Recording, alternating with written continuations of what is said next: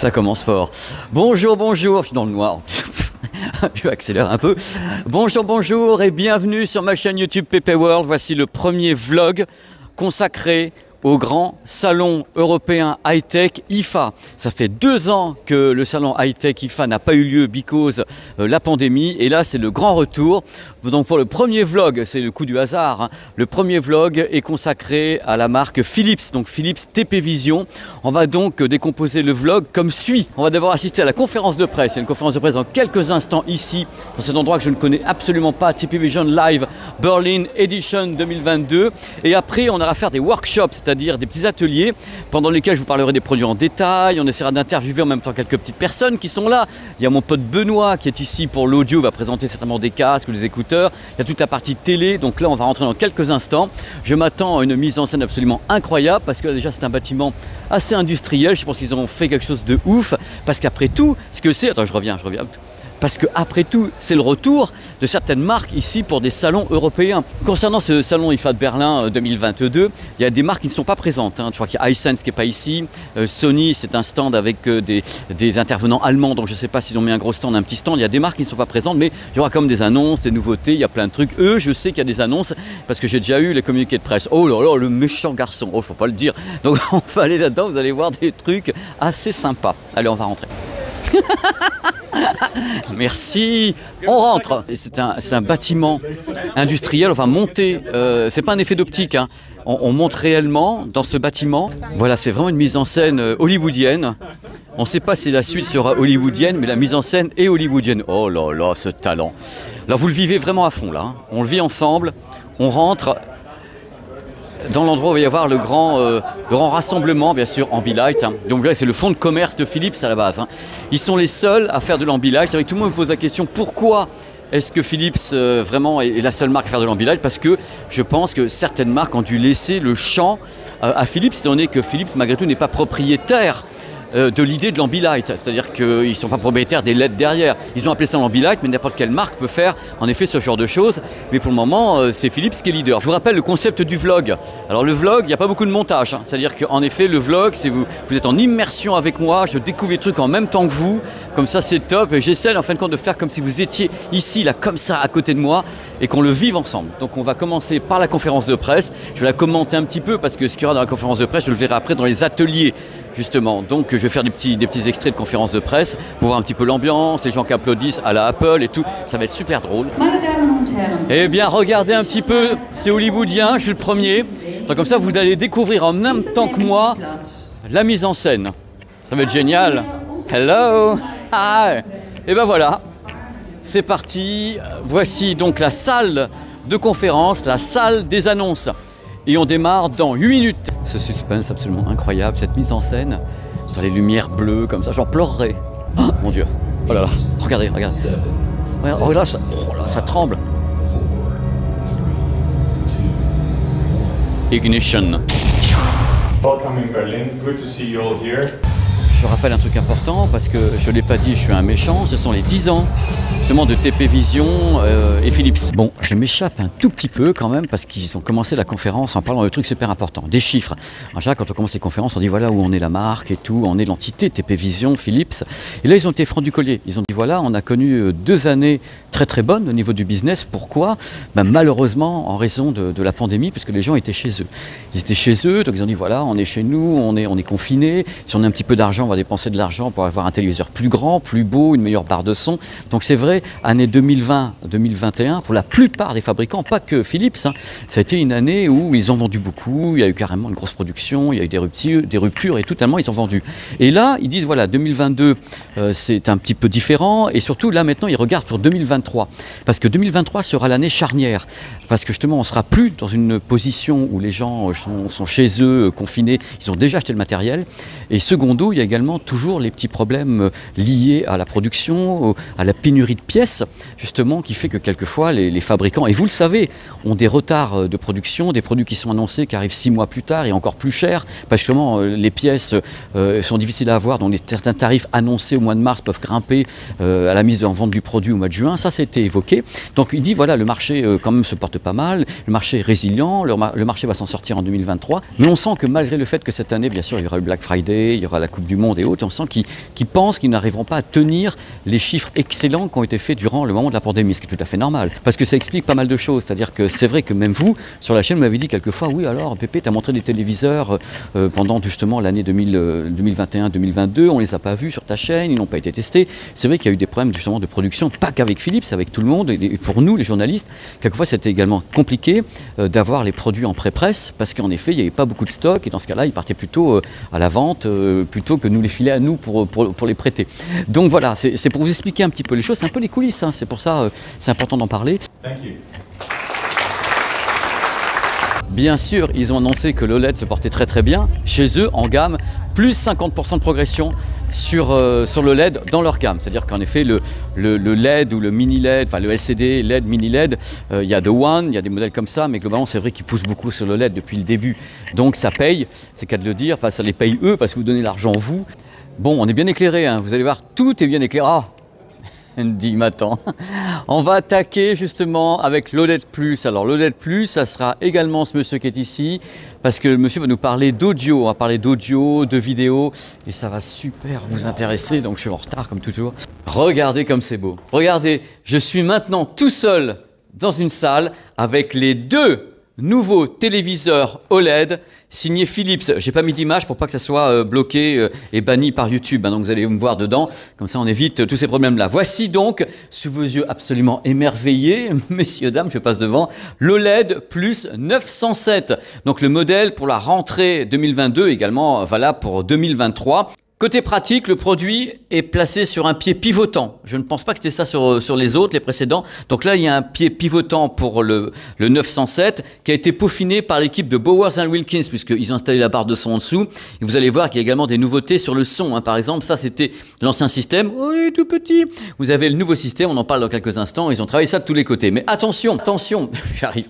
Attention, un téléviseur OLED, c'est une dalle. Et cette fois-ci, c'est une dalle qui s'appelle EX Royal. C'est quoi EX Royal ? C'est une dalle avec un dissipateur thermique. Alors, le dissipateur thermique sur la dalle, ça permettrait d'atteindre, avec le mode vivide, donc le mode à moitié inexploitable, 1300 candela au mètre carré. Donc je pense que c'est la dalle, pas vraiment aménagée, mais enfin la dalle utilisée sur le LG G2 se trouve en effet sur ce produit. Autre truc, sur ce téléviseur, il faut bien sûr un cerveau, un gros cerveau numérique, et dans ce cas-là, ils sont très très forts. Ils ont une arme fatale qui s'appelle Monsieur Danitac, qui a travaillé sur le circuit P5, génération 6 AI. Donc AI, l'intelligence artificielle qui est à bord. C'est à bord de ce produit, c'est ça. Donc une nouvelle dalle, la EX Royal, avec le traitement P5 avec l'intelligence artificielle, avec en même temps le pied rotatif. Pour que vous sachiez, le téléviseur est IMAX Enhance, donc ça veut dire compatible DTS, également Dolby Atmos, Dolby Vision, HDR10, HDR10+, vous avez tout à bord, et une grosse section audio qui est signée Bowers & Wilkins. Alors sur ce modèle-là, elle est ici, la section audio. Ils l'ont placée en dessous avec ces petits modules.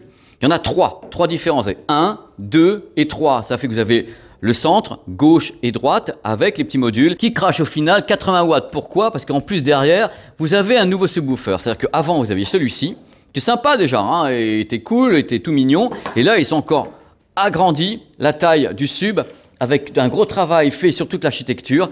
Donc c'est plutôt cool. Ils ont vraiment beaucoup travaillé le son pour avoir un son très puissant et qui soit donc spatialisé. Donc c'est Bowers & Wilkins qui est à bord de ce produit avec un traitement acoustique intégré qui occupe tout le bas comme ça. Je fais en direct, hein. Tout le bas du téléviseur est occupé. Donc c'est intégré. Vous ne pouvez pas extraire, à ma connaissance, la barre de son sur ce produit, du moins sur l'OLED plus 907. Pour information, Ambilight sur 3 côtés, hein, sur celui-ci.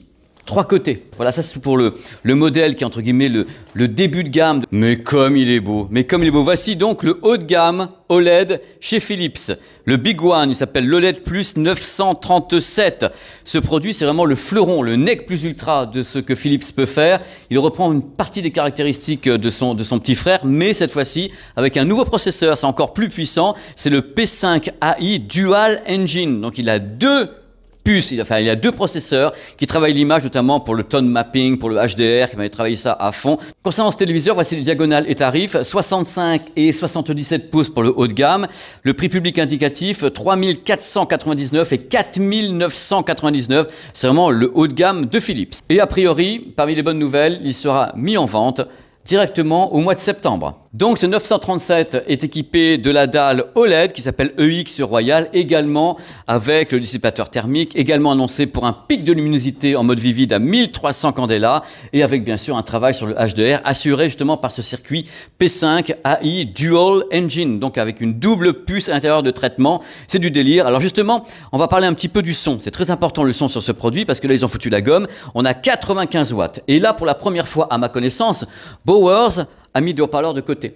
C'est-à-dire que là, on est en 5.1, mais vous avez en effet des haut-parleurs qui sont sur les bords, ce qu'il n'y avait pas, à ma connaissance, sur le précédent modèle. Donc là, c'est cette version qui intègre ça. L'Ambilight est différent également. En général, quand Philips travaille l'Ambilight, c'est par trio. C'est-à-dire qu'il y a ici une diode qui va donner des ordres aux deux autres et ça va travailler de concert. Les trois travaillent ensemble, ce sont des blocs, c'est des triptyques. Tandis que là, sur ce modèle haut de gamme, chaque Ambilight, chaque diode est totalement indépendante. Bien sûr, au niveau du gaming, VRR, G-Sync, FreeSync Premium, une nouvelle barre justement d'affichage qu'on verra lors du test qui va justement d'aller beaucoup plus loin. Et la dalle, bien sûr, la dalle EX Royal qui a été dessinée pour cadrer parfaitement avec le téléviseur. C'est très très fin, c'est très très beau. Il y a un très très beau design et le son qui est donc intégré au système. Voilà, j'ai fait au mieux. Il y aura le reste sur la chaîne au moment des tests. Maintenant, on passe à la suite parce qu'il y a encore plein de trucs, à part les gros bestiaux de l'amour. Là. Bon, là, vous attendez tous cette session. Maintenant, on va faire un truc absolument inconnu chez Philips, l'Ambilight. Personne ne sait ce que c'est, ils ne le mettent pas en exergue, il y en a partout et il paraît, d'autant disent qu'il y a une nouvelle façon, encore une nouvelle façon de faire de l'Ambilight cette année. Donc je suis absolument content de vous la relater. On va écouter le monsieur et après je vous fais un petit commentaire. Bon, concernant l'Ambilight, ça va être assez facile parce que sur la gamme 2022, sur certains produits, c'est tout simple. Avant, vous aviez, voilà, l'Ambilight fait de cette façon-là. À ma connaissance, c'est par trois, ce sont des trios, mais il y en a un qui pilote les deux autres. Et donc il y a un driver pour trois illuminations. Maintenant, en 2022, qu'est-ce qui se passe? Regardez l'image à l'écran, chaque driver est absolument indépendant. Donc l'immersion est meilleure, puisqu'en fait on peut vraiment gérer plus facilement les portions de l'image, étant donné que chaque point d'émission est indépendant des autres. Et ce n'est pas des trios. Donc ça permet, selon eux, bien sûr, d'avoir plus de précision, d'être plus fidèle à ce qu'il y a à l'image, de faire grandir vraiment le spectacle. Et bien sûr, on est sur de l'Ambilight à 4 canaux. Donc les 4 côtés sont Ambilight avec toutes les diodes indépendantes. Donc ce système, c'est sur les téléviseurs 2022. Vous voyez actuellement à l'écran la comparaison entre le système qui était plus classique, donc un driver pour 3 lumières, et là, tous les drivers activés. Ce que vous voyez à l'écran, c'est un nouveau mode aussi sur certains téléviseurs qui s'appelle Aurora. Aurora, c'est une galerie d'images avec des créateurs qui ont filé leurs images, leurs droits et autres. Et Aurora, c'est une sorte de fond d'écran comme ça qui éclaire, qui illumine votre pièce avec des photos de grands créateurs. C'est parti, on va passer au workshop Fidelio, Philips Fidelio, avec Benoît qui est déjà là. Salut Benoît. Bonjour Pépé, comment ça va? Mais ça va très bien toujours. Les gens te connaissent, en plus ils t'ont vu plein de fois dès qu'on parle de Philips, Fidelio, t'es là et donc nous a fait une super démo tout à l'heure d'une barre de son. Ouais, effectivement, la FB1, Fidelio FB1, ouais. Alors il y a un truc qui m'épate parce que les gens la voient actuellement à l'écran, tu sais que vous aviez lancé la B95. Oui. Et avec les petites enceintes qui s'extraient, qui se mettent à l'arrière, ouais, ça avait pas mal de succès et puis vous avez fait plus ça. C'est la B97, en effet. 97. Ouais, bien sûr. Mais du coup, oui, alors c'est un aspect, c'est un form factor très intéressant et pratique, fonctionnel, mais là on a vraiment voulu passer dans un domaine où on est plus dans ce qu'on appelle les building blocks, donc c'est le principe d'avoir des blocs indépendants, très plug and play comme ça, et qui se combinent très bien les uns avec les autres pour vraiment arriver à... Justement, on va en parler. Alors présente un petit peu ta barre B1, d'abord le tarif elle est à 899, donc c'est un modèle haut de gamme chez vous. Ouais, c'est ça, c'est vraiment ça. Donc avec Fidelio on vise vraiment le haut de gamme, mais dans le marché de masse, donc on ne va pas vers l'audiophile ni rien. Tu dépasses pas les 1000, t'es pas 1200, 1300. Voilà, on a décidé de jouer dans ce domaine-là avec un subwoofer intégré, donc vraiment une barre, tu la mets tu la branches à la prise et en gros à ta télé et puis c'est parti. Donc le truc c'est qu'elle est compatible quoi, DTS X, Dolby Atmos, tout, elle fait tout? Oui, en fait c'est une barre 7.1.2, donc effectivement elle est compatible Atmos avec des vrais haut-parleurs dédiés pour l'Atmos, des haut-parleurs sur les côtés pour le surround, donc une expérience qui est à peu près bien, mais une des approches qui était vraiment chouette avec cette barre, c'est qu'on a vraiment fait en sorte qu'elle sonne bien pour la musique et pour les films, parce que trop de barres de son sont faites pour pour mettre des explosions partout. Et les gens, ils aiment ça, tu sais, ils ont dit... Moi, je veux mieux que ma télé, donc ils achètent des barres de son pour que ça pète un peu, quoi, monsieur. Elle fait les deux, en fait. Ce que je veux dire, c'est qu'en gros, au niveau de la musique, c'est important d'avoir une barre de son dans son salon qui puisse aussi te permettre d'écouter la musique tranquille en faisant autre chose. Et voilà. Et donc, du coup, on a vraiment aussi orienté le tuning de cette barre de son vers un son naturel, transparent. Et voilà, et à côté de ça, elle délivre également l'aspect spatial et explosif d'une barre de son, on est bien, mais voilà, on fait les deux et on essaye de jouer sur les deux plans avec cette barre. Benoît, alors le truc, est-ce que tu sais par cœur, est-ce qu'il y a des haut-parleurs dessus, tu t'en rappelles ou pas ou Ouais. Alors en fait, on a 3 haut-parleurs pour chacun des canaux à l'avant, donc ça fait 9, on en a 2 sur les côtés, ça fait 11, et 2 sur le haut, ça fait donc 13, et enfin 2 subwoofers qui partagent le même... Et avec du passif dedans, un radiateur passif ou pas? Non, on est en basse réflexe. Ah, c'est en basse réflexe. Ouais, on a opté pour les vents parce qu'en fait on y est arrivé, on avait suffisamment de volume donc on l'a fait. Bon, mais c'est parfait. Alors il y a un truc il faut parler un petit peu de ça. Bon, ce produit est là, mais tu as également démontré, les gens les voient à l'écran, des petites enceintes surround qui sont sympas comme tout. Ouais, alors c'est chouette. Alors effectivement, c'est des enceintes surround ici dans ce setup, mais en gros c'est une enceinte sans fil qui en gros son usage principal va être quand même une enceinte qui est utilisée pour des salles, de petites, moyennes salles. Donc voilà, c'est une enceinte qui est versatile. Mais en fait, voilà, le principe, c'est que cette enceinte, à la base, son usage principal étant une enceinte un peu standalone, on dit. Du coup, c'est une 3 voies. Et quand tu la mets dans un système home cinéma et que tu l'utilises en satellite, ça devient une enceinte Atmos pour la partie height arrière de Atmos plus surround. Donc en fait, ce qui est chouette, c'est qu'elle va passer de 3 voies intelligemment à 2 canaux. Donc 3 voies mono pour la partie toute seule et 2 canaux surround et Atmos quand elle est en combinaison avec la barre de son. Elle est hybride, quoi. Je veux dire, elle adapte son comportement par rapport au matériel auquel elle est connectée. Parce qu'en fin de compte, les gens, s'ils ont un peu de sous, acheter ce produit, c'est vachement bien pour mettre à l'arrière. Tu la perds facilement. Ouais. En plus. Ouais. Et en fait, moi, ce que je dirais, c'est qu'elle a un avantage si elle est mise à l'avant. Donc, si tu en achètes 2 et que tu les mets autour de ta télé, t'as rien, t'as pas de soundbar, t'as rien. Tu mets juste tes 2 enceintes autour de ta télé. Elle va non seulement te permettre d'avoir un vrai son 3.0.2 avec du vrai Atmos devant, mais également elles sont Ambilight, ça veut dire qu'elles vont étendre. Oui, les gens le voient à l'écran. Les gens le voient à l'écran. Ouais. Moi, il y a un truc qui m'épate. Le tarif, c'est quoi de ce produit? Tu te rappelles ou pas? Alors ouais, c'est 329 pour cette enceinte. Donc, imaginons les gens ne veulent pas de barre de son. Ils ont un téléviseur. Il faut qu'il soit DTS Play-Fi. Ouais, il faut qu'il soit Play-Fi. Ouais, sinon en fait, du coup, tu vas perdre une partie de bénéfice de cette enceinte. Idéalement Philips parce que du coup, tu as une extension Ambilight et je cherche pas à faire du marchand de tapis. C'est comme ça. C'est vrai, ça fait l'extension Ambilight, ce qui est quand même vachement bénéfique. C'est très bénéfique par rapport à l'environnement home cinéma à la maison, sans s'encombrer des enceintes satellites. Parce que vous n'avez pas encore de barre de son qui soit Ambilight. Je crois que c'est l'étape suivante. Je crois qu'il n'y a que ça, les gars. Mais on peut pas. Mais pourquoi? Tu peux pas mettre de l'Ambilight sur tu vas en mettre plein l'écran. Mais je vous en colle, moi, partout. J'achète les bandelettes et je vous mets votre système HDMI qui coûte une blinde chez Philips Hue et tu mets ça derrière. Non mais les enceintes, je les adore. On y a pensé à l'Ambilight sur la barre parce qu'effectivement, ça faisait partie d'une feature très unique chez Philips. Mais en fait, non. Parce que si tu mets une barre devant une télé et que tu as de l'Ambilight, qu'est-ce qui se passe? La lumière va droit sur l'écran. Mais les gens, ils veulent de la lumière. Tu sais bien, c'est entrer dans la lumière. Avec l'OLED, tout le monde va se voir dedans. Donc c'est merveilleux. Donc là, tu avais cette barre. Je sais qu'il y a combien de barres qui sont lancées ici? Parce qu'il y en a 3, non? C'est pas ça? Alors oui, du coup, on a la partie Fidelio, qui est donc le haut de gamme. La B1. Et ensuite, voilà, la B1. Et ensuite, effectivement, tu as des séries 8 qui sortent et qui sont juste en dessous, du coup, qui sont effectivement des barres un peu plus modestes, un peu plus petites. Donc voilà, et qui sont l'une a vraiment des enceintes, des haut-parleurs Atmos dédiés et l'autre pas. D'accord. Benoît? Je sais que je suis là depuis ce matin et tout le monde arrête pas de me faire des piqûres partout où je passe sur le DTS Play-Fi. Tu m'en parles un petit peu du DTS Play-Fi? C'est arrivé quand chez Philips? Écoute, petite piqûre de rappel, du coup, on va dire. Donc, DTS Play-Fi, c'est une collaboration avec Philips. Et ça nous a vraiment aidé à développer des features qui sont applicables à la télé et aux barres de son. Il nous a permis de jumeler vraiment les deux domaines, les deux mondes, d'une manière assez unique. Donc, sur plein de domaines, à la fois sur la représentation multicanal et voilà. Et donc, du coup, on a vraiment cet aspect avec Play-Fi qui est quelque chose d'assez versatile. Et en même temps, un truc qui me plaît pas mal avec Play-Fi, c'est il y a quand même une tendance, une direction artistique pratique qui est liée à la qualité de son. Bah ah oui. Le fait qu'il soit ARS compatible. C'est 24, tu peux aller jusqu'au 24 bits sur 92 kHz avec le Play-Fi. Voilà, en critical listening mode. Et effectivement, il y a aussi l'aspect. Et puis il y a l'aspect aussi, c'est pareil, quand on a deux enceintes connectées sans fil, c'est important de voir la synchronicité entre les deux. Donc eux, ils sont en dessous de la milliseconde, ce qui est OK. On n'est pas dans le monde de l'audiophile, on reste premium de marché de masse, c'est Fidelio, c'est comme ça. Mais une milliseconde, c'est vraiment pas grand-chose par rapport à d'autres systèmes. À l'expérience sonore surtout. D'accord. Alors le fait est que tous ces téléviseurs qui se pointent depuis 2020, qui sont des DTS Play-Fi, dont un qui se pointe ici dans l'enceinte centrale, peut travailler en DTS Play-Fi, c'est une première mondiale, c'est le donneur d'ordre, il donne les ordres et il envoie les ordres vers les enceintes compatibles.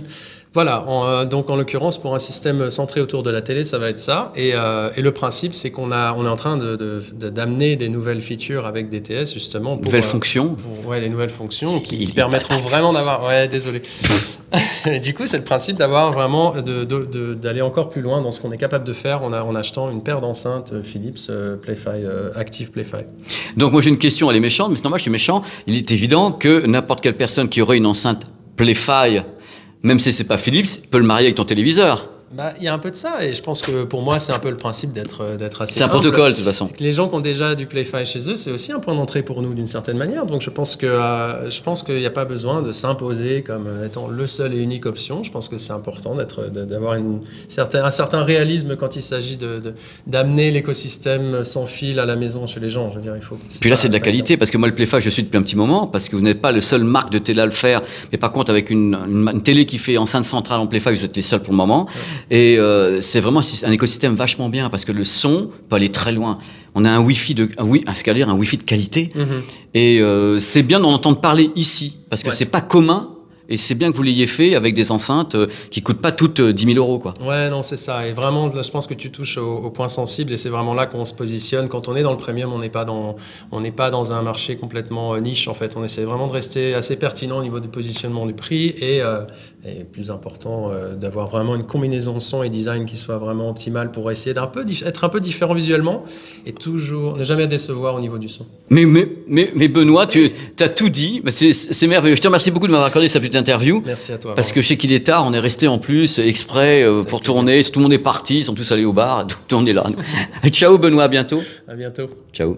Donc là, vous avez le schéma, ça va être plus simple. On synchronise le téléviseur avec les haut-parleurs qui sont compatibles DTS Play-Fi. On peut donc streamer n'importe quelle source et envoyer le son en DTS Play-Fi au travers justement du protocole. On peut streamer bien sûr la musique, le son qui vient en Dolby Digital, qui viendrait justement de Netflix, de Dolby Atmos, en rajoutant justement des enceintes. C'est le but de la manœuvre. On peut tout contrôler avec une application. Il n'y a pas besoin de câble, bien sûr, puisque c'est juste un power et une connexion Wi-Fi, puisque le DTS Play-Fi travaille justement en Wi-Fi. Donc c'est parfaitement modulaire.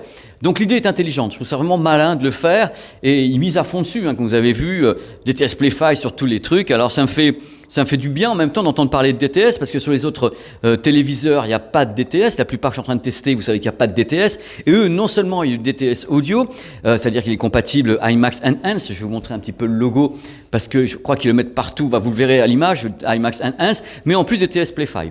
Donc ils y vont à fond. Je donnerai des détails de tout ça dans d'autres vidéos parce que là, c'est vraiment le vlog que je fais sur le terrain et on a carrément 10 minutes entre chaque session. Et l'Ambilight est intéressant sur ces modèles-là parce que vous voyez les petites enceintes ici. Les petites enceintes sont donc Ambilight. Vous avez les images à l'écran que j'ai filmé tout à l'heure un petit peu à l'arrache comme toute cette vidéo. Et vous voyez donc on peut agiter, si je peux dire, le téléviseur en voie centrale, envoyer le son restant entre guillemets en DTS Play-Fi vers ce produit et avoir une synchro complète Ambilight par-dessus. Donc c'est plutôt marrant et le côté modulaire me plaît beaucoup. Thank you very much, sir. Thank you so very much. Il a été gentil, il m'a laissé la salle pour moi tout seul. Voilà, et ben on va continuer. Nouveauté audio chez Philips, voici ce casque. Regardez comme il est beau, ça c'est le petit micro qui va avec, qui est détachable. Le H8507, vendu justement avec ce petit micro qu'on insère ici. Ça peut être très très pratique. Alors il y a une réduction de bruit numérique sur le casque, des drivers de 40 mm. Il y a tous les accessoires avec.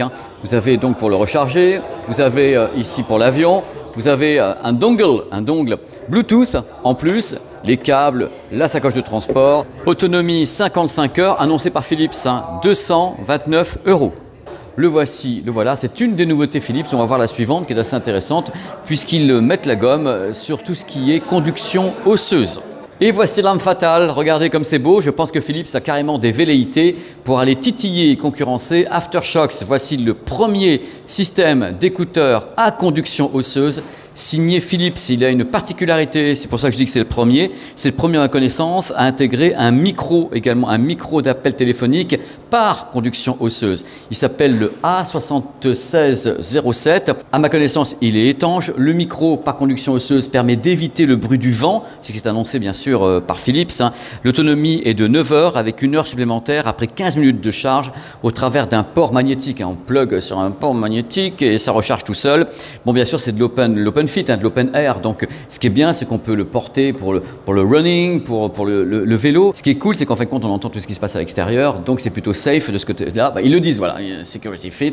Alors, le prix de la bestiole de l'Ouest, 199,99 € est disponible au mois d'octobre 2022. Donc, les efforts de la marque autour de l'open fit avec donc un micro également par conduction osseuse, messieurs, dames. Bien sûr, il y a tous les gens qui sont sportifs, qui pourraient être intéressés par toute cette collection de produits qui s'appelle Go. C'est-à-dire tout le monde on the run, on y va, on est sportif, on le montre. Quelle merveille!